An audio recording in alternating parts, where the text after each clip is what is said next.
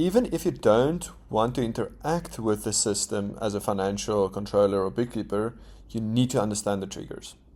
So what triggers what? So if you create an invoice in Cin7 Core, what happens? And how does that flow into something like Xero or QBO? Interesting. So it's almost take a step back, and we first have to understand what is the standard triggers of information in Cin7 Core, and then understand how does that impact the information flow through to Xero before we can start saying how to interact with the data that we're currently receiving.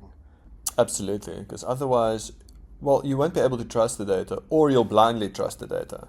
And I think, I'm not sure, blindly trusting the data can be very detrimental. Yeah, as you mentioned, there's like financial management and operations, you almost say you don't see where the one starts and the other one ends. Now Exactly. we're sitting in a scenario of if you don't understand that flow, you won't be able to validate. You won't be able to validate the data or work with the data. Yeah, and if you just take it at face value, there could be mistakes coming through. And unfortunately, the mistakes are mostly user-driven, but and many times just accidents from misuse of the system. But if you don't know how the data comes through, you won't know how to go investigate that. And yeah, I think there's a lot to that part. So yeah, I'm even if you don't know the technical side of it, you have to know how the data flows. Yes. So if we take a step back now and we say, okay, we're looking to reconcile our data between Cin7 Core and Xero. What are those triggers that you mentioned, and what data flows do they trigger? Yeah. Sure. So I think Cin7 Core is, I really like the way they handle it. So you've got your sales orders, you've got your purchase orders. So that's, as it says, your sales flow and your purchase flow. Then you've got your stock related transactions, which are your adjustments, write-offs, stock takes.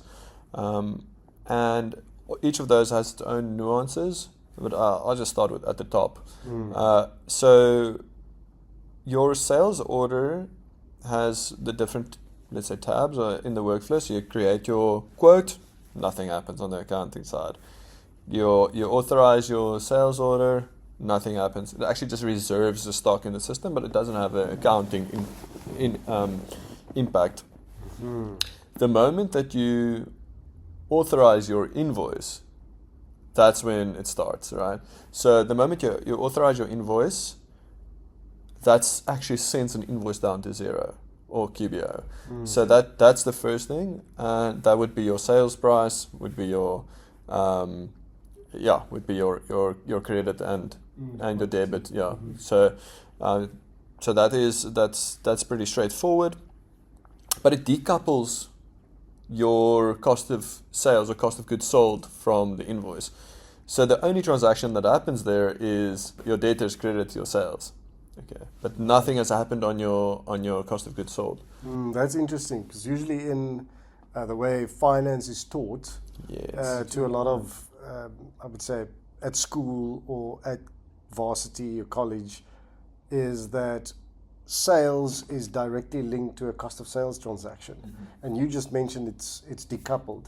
Exactly. So that what that means is it can happen on a different date.